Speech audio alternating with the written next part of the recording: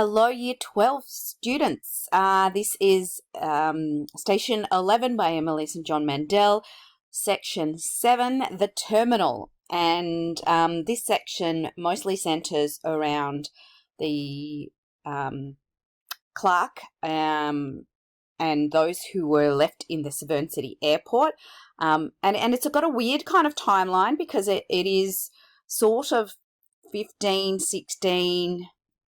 coming up to 20 years post-pandemic as a now timeline, but it does kind of flash back to immediately post-pandemic during the flu. So it's kind of a convoluted, non-linear section for us to be aware of.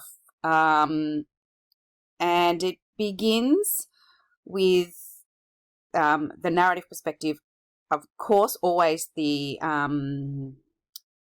omniscient narrator, but it really does follow Clark as the narrative perspective in most of this section.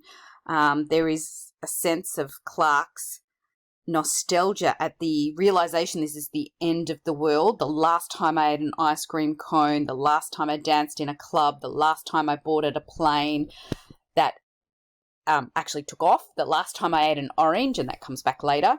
They did this weird thing with counting days where they started day 1, day 2, day 3, but then they went back to counting months, days and months after it became year 1, year 2, year 3. Just about the timing counting. And Clark reflects on the fact that he's been quite lucky to see one world end and another begin. So he's survived to actually see the beginning of the new world. I think this represents both the actual world, which ended and begins, so the pre-pandemic, post-pandemic world, but actually metaphorically it's his worlds, because his world as the organizational psychologist, writer of 360-degree reports, investigations, and then the new world as the curator of a museum. So I think there's a double meaning in that. And he has an admixture of sadness and exhilaration when he thinks about both of these worlds. And he thinks about his museum, which is full of kind of objects that are ordinary in our world today. And I really think that Mandel is suggesting we need to value what we really have. And he values it through trying to explain it, even though it's hard to explain. Like he explains at this point, he's explaining it's 16 years post-pandemic.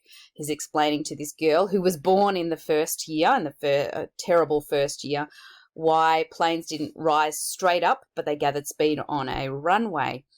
And he reflects on how amazing and incredible it was.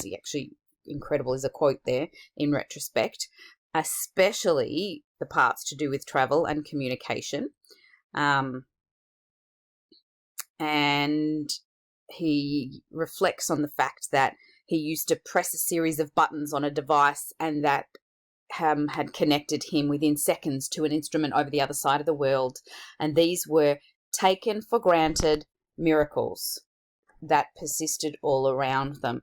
Again, that idea that perhaps Mandel is asserting we should value those things that are taken for granted miracles in our lives today, both the miraculous parts of the world like communication and transport, but perhaps also our relationships by extension.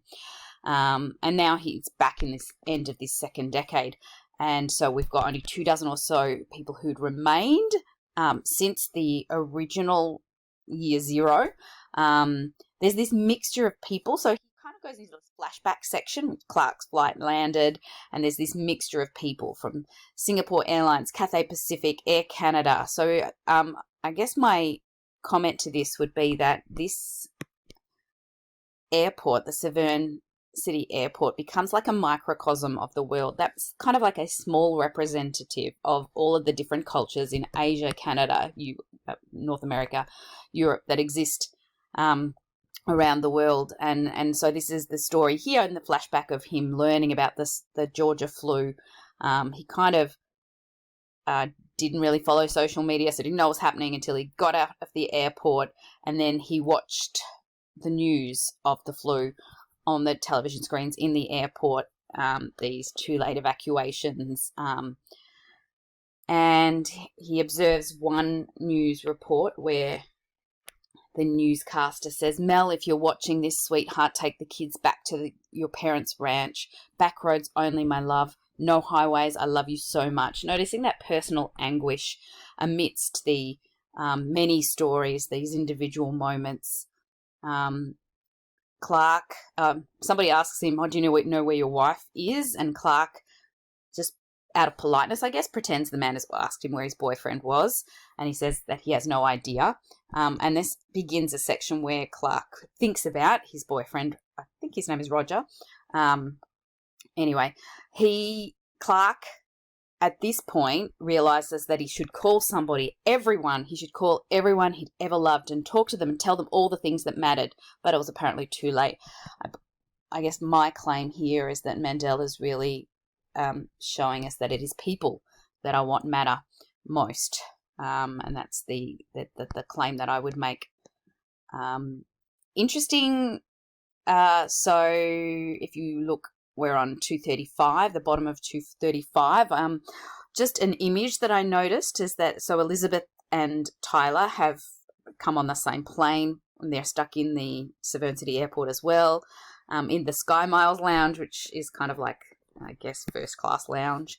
And Tyler is sitting, killing space aliens on a Nintendo console. And my claim here is that it's foreshadowing Tyler as a destructive force. He is killing aliens on a Nintendo console. Also perhaps foreshadowing his obsessive nature, because he's obsessed by this console initially anyway. And then there's this imagery here on the next page, 236, of this Air Gradia jet. And it's the last flight that lands, and it's sent as far away from the terminal as it could possibly go. And Clark watches it with stillness. He does not. The passengers don't come in. Meanwhile, there's images of reactions of different people in the airport that you see, and some people are angry and they're swearing at airport management, and beneath the fury, it says that there was something literally unspeakable, that fear and the impossibility to comprehend what the scope of this outbreak actually is. 237. There's a lot of foreshadowing in this section with Elizabeth and Tyler. Elizabeth looks a little deranged. Many of the people leave the airport because the voice over the intercom says they should go, but Clark, Elizabeth, and Tyler decide, and many of the others, or a few others, apparently decide to stay. The agent of Air Gradia is in tears, and we learn through the radio Clark hears quarantine, and then the passengers are full of fear. Some of them are tying scarves, t-shirts over their mouths and noses. It evokes images of what we're the last 12 months of us all having to wear masks. Again, a microcosm of the world. And in terms of reactions, we've got a little girl doing cartwheels. This imagery of, maybe somebody who's just living life, enjoying life, not full of fear. Others who are, like Clark in this next section, full of fear, afraid of everybody he knows, everybody he sees, looking for symptoms, sitting as far away from people as he possibly can. Elizabeth is waiting to be rescued, and nobody emerges from this jet, which we now know everybody is dead. Clark finds a newspaper and reads Arthur's obituary, and Arthur's life is summed up in a series of failed marriages. Tyler, whose present absorption in his handheld Nintendo was absolute, again, foreshadowing, my claim is it's foreshadowing his obsessiveness. And now we're page 239. And, it's not Roger, it's Robert, that's right. So he's thinking of Robert, his new boyfriend of 3 months, and wondering what is he doing and thinking about him, and he notes that the fabric was unraveling. The news around the world is worsening, and my claim is that it's the fabric of the world of civilization, of the airport, of all of his worlds is unraveling. And there's this little sequence starting at the bottom of 239 of this girl who asks about Effexor, which is an antidepressant. Look it up if you're interested. Anyway, it actually explains on the next page. Nobody has any. She's looking for anybody who might have some Effexor. It's an antidepressant. And then Clark here in this section on 240 has this imaginary conversation with Robert, or a conversation with imaginary Robert. We recognize this coping strategy of imagination that we all have felt in different circumstances, and he imagines talking with Robert about, remember those days and we didn't know where each other were, and when those body bags stacked up, and going into the future, imagining. Meanwhile, Air Gradia is still alone on the tarmac, representing these facts that these people had to be sacrificed to save others. The idea of quarantine, where certain people are kept separate, and they all catch the disease there, but they're saving the rest of humanity. At the end of 42 here, Clark has scattered thoughts, and he can't really concentrate. He tries to work but can't. He goes back to this obituary again, and he realizes that this world in which Arthur had died already seemed quite distant. He lost his oldest friend, but now he's realizing that actually everyone here with him in the airport had lost someone too. And this helps him feel an aching tenderness for his fellow refugees. How interesting, they're all refugees. We don't think of them like that, but they are. And there's this shared grief that they are all feeling and all coping with. And we come to chapter 43. And begins on day 2 of Severn City Airport, and a couple of people, someone recognises Elizabeth and Tyler, are being related to Arthur. And I so wish I could retweet this. Notice Mandel's criticism on our current modern fixation with social media and our social media obsessed world. But Clark notices in a more charitable moment that they are more probably in shock. And I guess we see the same way that Clark had a charitable thought for the iPhone zombies and the recipients of his 360-degree reports, that he's actually able to empathize, sympathize, and relate to people who and not be so critical of everyone else in the world, but recognizing that they're all going through stuff. They're probably just in shock, he says. And day 3, Tyler's Nintendo console battery was dead, and he's inconsolable. The obsession there, and the Effexor girl is very sick. She's got withdrawal, and nobody's got this drug that she needs. And so it does allow us through her name is Lily, I think we find that later, but we imagine this future world where things like this are no more, and the people who are addicted to even prescription drugs that are useful, how they cope. Anyway, there's imagery of her laying across this bench, shivering, drenched in sweat, and sparking, her head sparking with electricity every time she moved. They call 911. They're still hoping to be rescued, but 911 don't answer. They're hearing this word apocalypse. And Clark's still talking to imaginary Robert, but he's not replying. And they share this meal together. They break into the Mexican restaurant. They're all hungry, starving.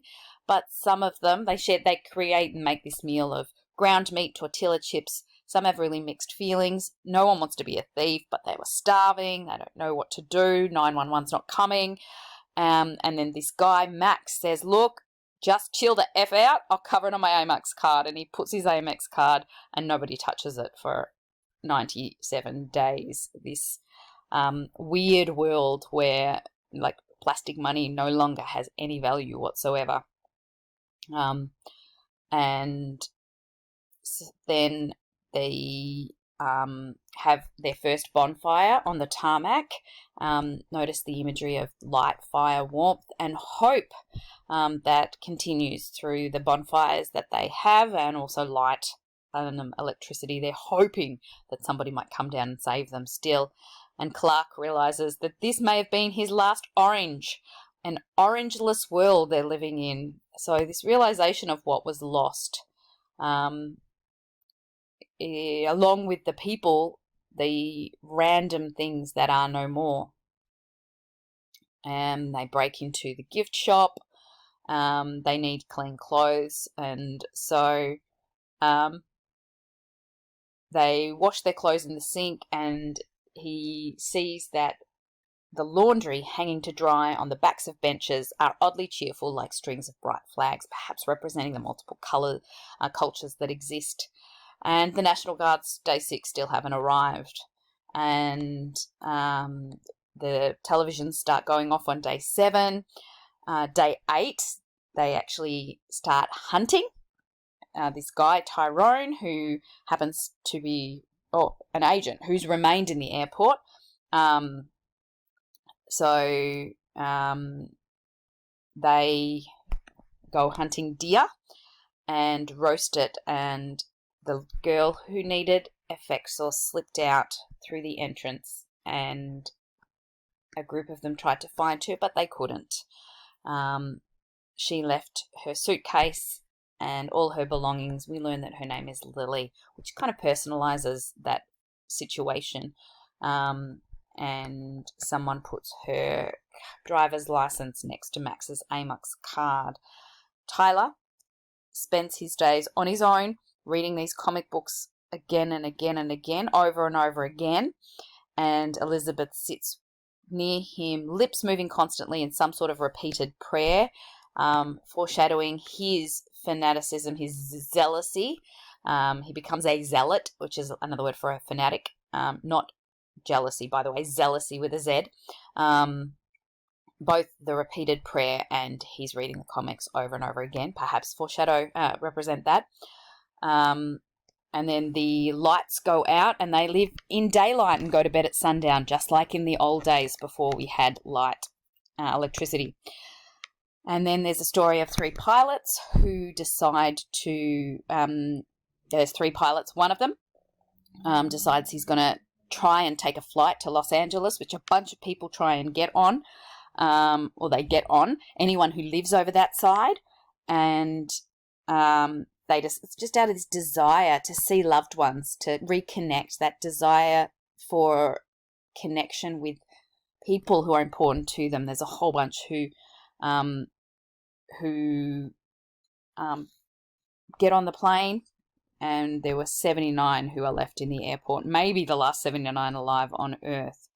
And then Clark watches this flight take off, and he has tears on his face. In his whole life of frequent travel, he never recognized the beauty of flight, the improbability of it. It's 15 days post-pandemic, but he is beginning to see this miracle that is previously taken for granted. And then there is 54 of them who are left. And Elizabeth is still hoping that things will get back to normal. Blind hope, bit nutcasey.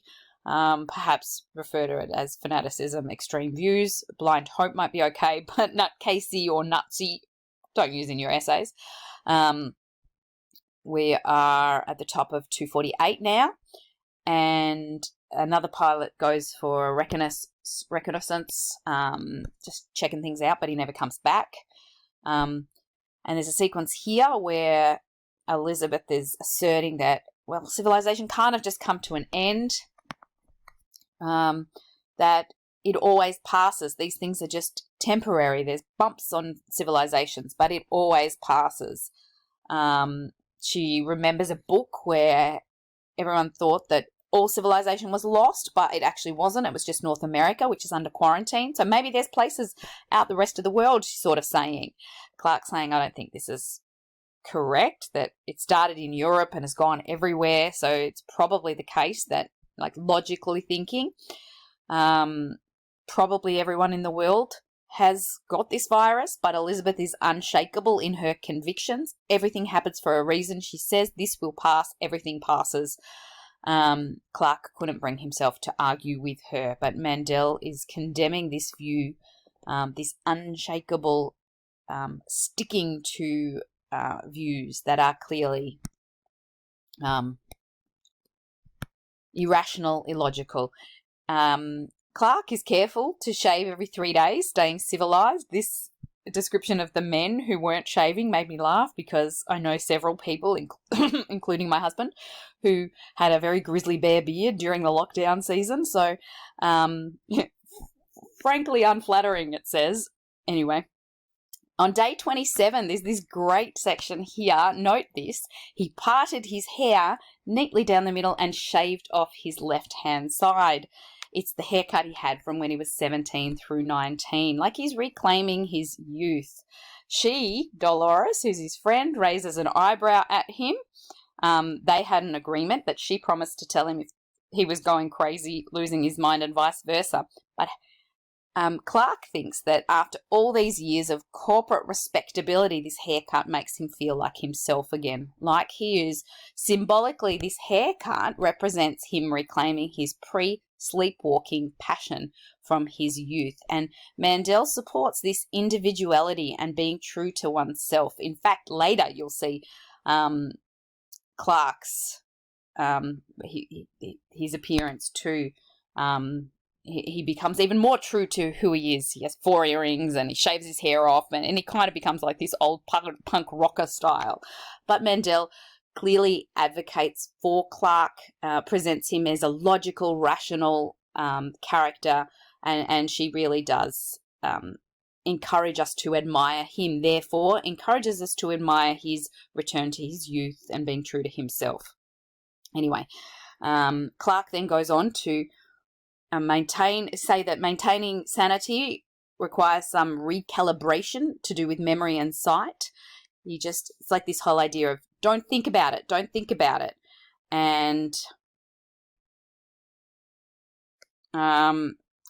don't think about the plane that has all the dead people in it, the mausoleum. Don't think about everyone he's ever known being dead, and it's like a coping strategy. Elizabeth is starting to go a little bit lunatic-y. She's staring in a terrible way that makes everyone afraid of her. She's hoping always to have a clear runway to land on when they come for us. There was a plane once, but it never came for them. It just passed over top. And they kept looking afterwards, but they never saw another plane. And then there's this description of the night sky becoming even more bright because light pollution has stopped. Because electricity stopped, there's no more light. There's an even brighter sky. Elizabeth keeps insisting the lights will come back on. But was there actually a reason to believe this? This view is clearly presented as illogical. And they start this tradition of the bonfire, which Clark hates and loved. He loves the conversation, but this small circle of people and firelight seem to only accentuate the emptiness of the continent, the fact that they've lost so many people, how lonely it is, like a candle flickering in the vast darkness. And this section here, we are on 252, this section in the middle here, where Tyler keeps to himself mostly, reading his comic books or Elizabeth's copy of the New Testament. We get some foreshadowing there. But the rest of the people traded languages. By day 80, they're studying one or more of the languages that were carried here by Lufthansa, Singapore Airlines, Cathay Pacific, Air France. So there's this juxtaposition of Tyler, who's alone and reading his comic books, and others who are trading languages, community-focused, sharing, learning from each other, and staying sane as a result. There's this section down here where there's a rape, and they tie the rapist up and drive him out. They exile him. And then they wonder at the airport why nobody else is coming in. They think maybe there's nobody else left, and they kind of debate it a little bit. And as they're debating, Tyler pipes in with, everything happens for a reason, which is kind of freaky. And that's what my mum said. Garrett says Elizabeth's an effing lunatic, which again, reinforcing Mandel's condemnation of her views. And they decide to send out a scout party on day 100 to kind of work out, is there life out there, what's happening. And it's the dawn of the Museum of Civilization. Clark remembers if Robert thinks about Robert, and if Robert were here, he's a museum curator. And so what would I put in this museum? And so it was actually a glass display case that used to have sandwiches in it, and now he starts putting things for the museum. A useless iPhone, Lee Patterson's driver's license, the Amex card for Max, a snow globe, red stiletto heels, and there's this section on 255. It's really worth analysing it just as a piece that if you want to do a close analysis of it. The focus here is thinking about the simple snow globe and all of the different interconnections. So many human hands that have actually had impact into this one object. The mind that invented it, the factory worker that turned sheets of plastic into snow, the hand that drew the plan for this miniature seven-city church steeple and city hall, the assembly line worker who passed the globe, glide past on this conveyor belt, and then it just goes on for all of the different people's lives, the card games that were being played below deck on the ships carrying the containers across the ocean. And so this snow globe definitely represents, it's a symbol of the interconnectedness of humanity, and this idea of Sonder, which we'll talk about in class. It's a bit random. It is a created word, recently created, this idea that everybody that you encounter in this random world has their own story, their own histories, their own past, present, future, and worries, and I guess this snow globe kind of represents that concept.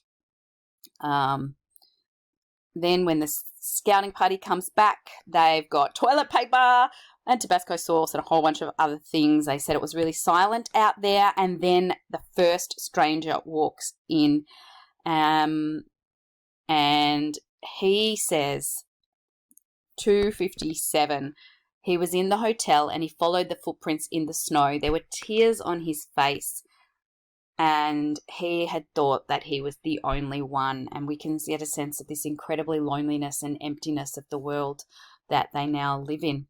And chapter 44, which is a section post-pandemic year 15. There's 300 people living in the airport. There's some flashback sections as well in this section too. But there's a description of Clark, who's now pretty much just caring for the museum all day. He's kept Elizabeth and Tyler's passports open to the picture pages, which they'd left in year 2. They're described by Dolores as unsettling people. One day in year 2, Clark saw somebody by this jet, this Air Gradier jet, a child, and he was reading to the people, the dead bodies in the plane, from the book of Revelations. And the boy was obviously a little off, Clark narrates, which I would claim is quite a strong understatement. But anyway, I'm reading to the people inside, Tyler says, and Clark is quite chilled.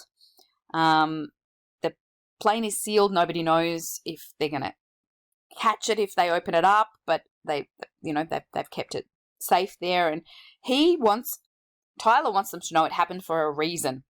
And here we've got this juxtaposition of Tyler and Clark clearly represents the voice of reason, Mandel's voice. She says, sometimes things just happen. Well, why did they die instead of us? Tyler says, well, because they were exposed to a certain virus and we won't. You could drive yourself half crazy trying, but that's all there is. This was random. And Tyler says, what if we're saved for a different reason? People like us, people who are good, people who weren't weak. And Clark says it's not a question of being bad, it's just being in the wrong place at the wrong time. And I guess my comment here is Mandela's warning against this danger of isolation and fear leading to warped views and fanaticism. And we see where these views have kind of come from in the case of Tyler anyway, because as Clark goes to find Elizabeth to kind of say, look, I'm worried about your son. Why? Well, he thinks the pandemic happened for a reason. Elizabeth says it did happen for a reason. And Clark says, well, a reason other than everyone on Earth caught an incredibly deadly virus. Well, Elizabeth says, well, he's right. And everything happens for a reason. It's not for us to know. And we see where people get these crazy ideas from parents, that ideas can be passed on. Fear can warp logic and reason, and crazy people tend to stick together. This kind of insanity is contagious, Dolores said. And basically, a band of religious wanderers arrived into the airport, and when they left, Elizabeth and Tyler went with them. The crazy insanity tends to gather together. And then there's a section 263 describing the museum. People can read newspapers. There's a school here now. They teach a lot about the old world and what it was like. And we realise how confusing this modern world would be to somebody who had never lived in it. It was hard to explain, is this short sentence at the end. And then somebody came through with a newspaper.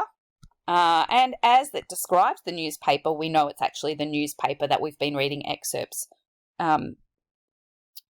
It's the interview with Kirsten Raymond and the Travelling Symphony, and Clark reads it, and the randomness of encountering somebody who knew Arthur and was there when he died, and he realises, wow, newspapers are possible. This is an extraordinary development. What else might be possible? And he thinks about these flights over the US and this moment where sun rises and sunlight spread from east to west over the landscape.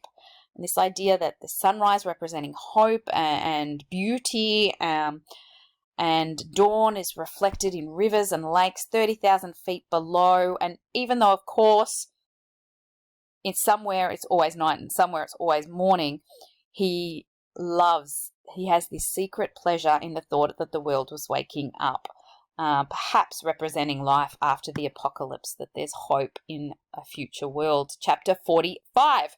In chapter 45, there is, it's the start of the transcript, but then it's actually a narrative where we jump to this interview with Kirsten and Francois, and we learn a little bit more about how Kirsten actually killed the two people, and also the horror and brutality of this post-pandemic world.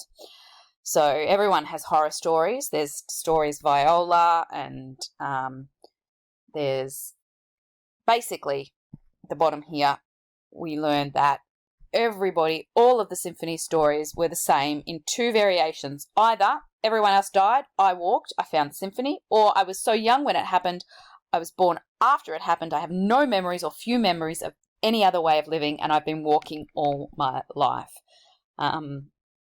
basically. And Francois, who was actually French, he just happened to be on vacation when air travel ended, so he was sort of stuck in the US, and they talk about never having to kill in that old world versus the new world where survival has necessitated it.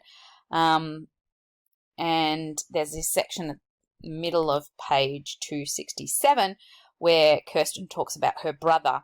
And she's gotten this scar on her face. She doesn't remember how she got it. It's happened in that year that she's blocked everything out.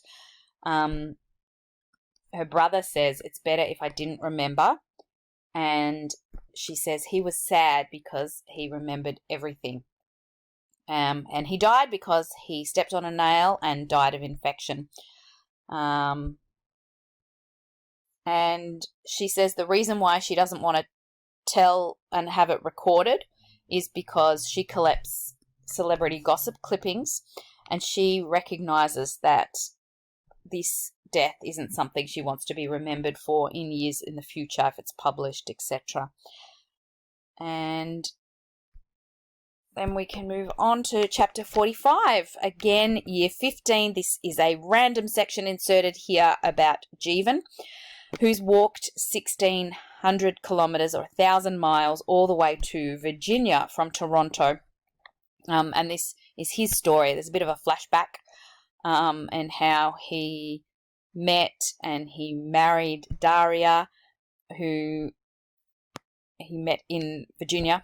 And they have a conversation at this moment now, 15 years later, and about school and does it make sense to teach them how the way things were? Apparently, one of the kids, Michael's daughter, their friend Michael's daughter has come home crying because life expectancies used to be so much longer before, and the teacher told them that, and she thinks it's not fair. She wants people to live as long as they used to.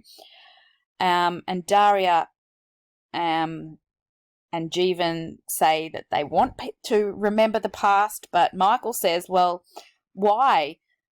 It's science fiction to them. If it only upsets them, well, what's the point?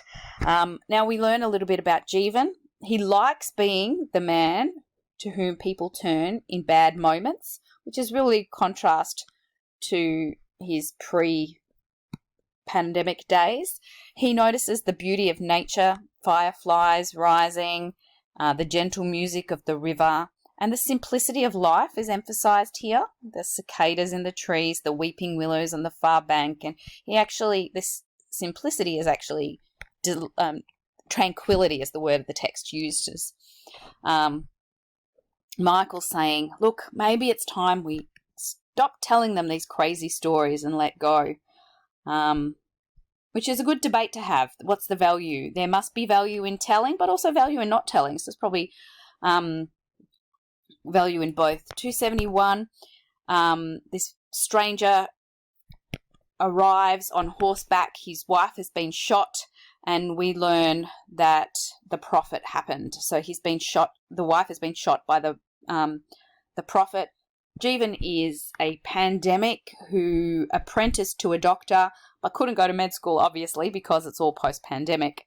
And the irony here is that Jeevan is saving a woman who's shot by Arthur's son when he actually himself did CPR to try to save Arthur's life as well.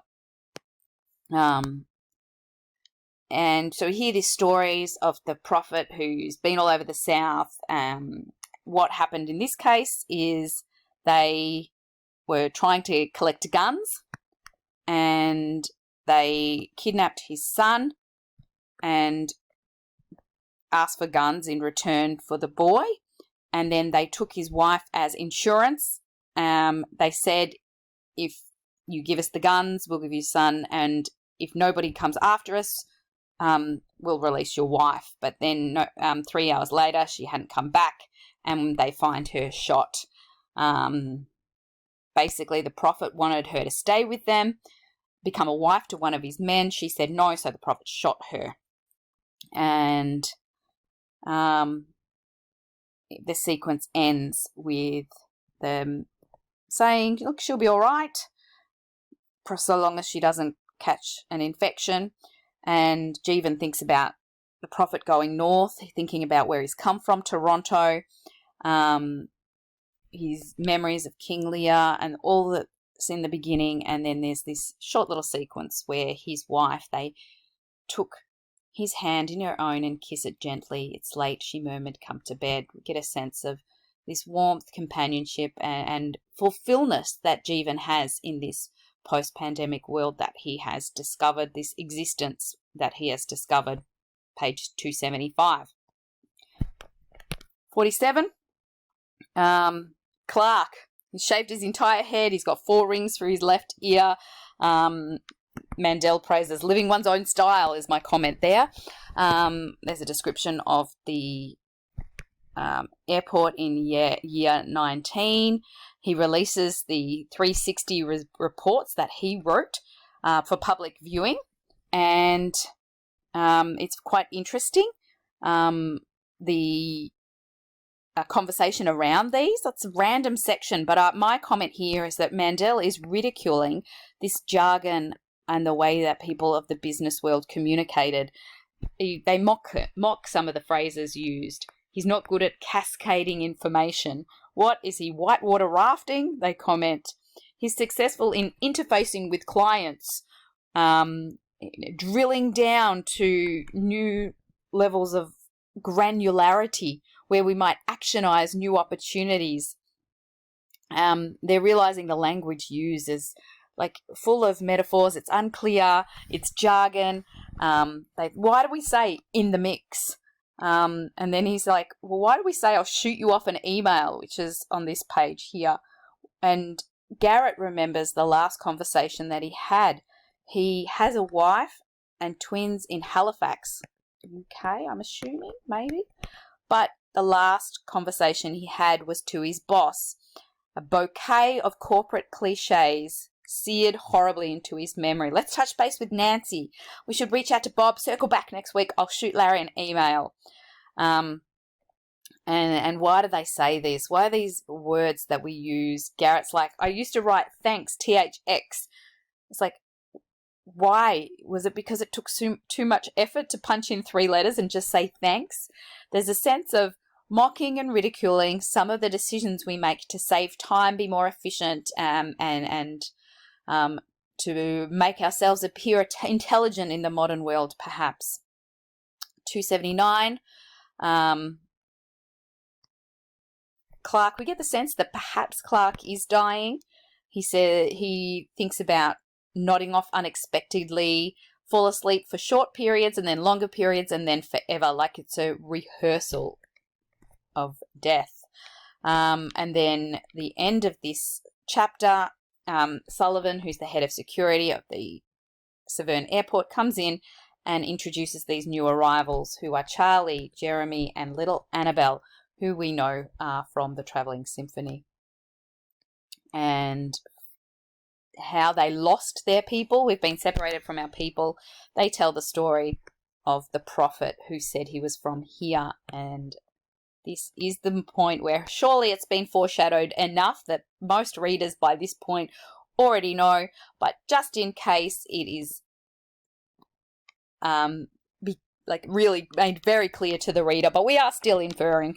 The blonde-haired man who ruled with a combination of charisma, violence, cherry-picked verses from the book of Revelation, who is the prophet, Clark realizes, is his mother still alive, which is what really tells the reader that Tyler is the prophet. We don't know what happened to Elizabeth, but we know she's not alive anymore. What became of you, Elizabeth, out there on the road with your son? You might have a think about that, whether it was something to do with Tyler's brutality as he got older, or maybe Tyler became more nutso because of losing his mum because of the other religious fanatics, for example. We don't know. But that's the end of section 8. Thank you all.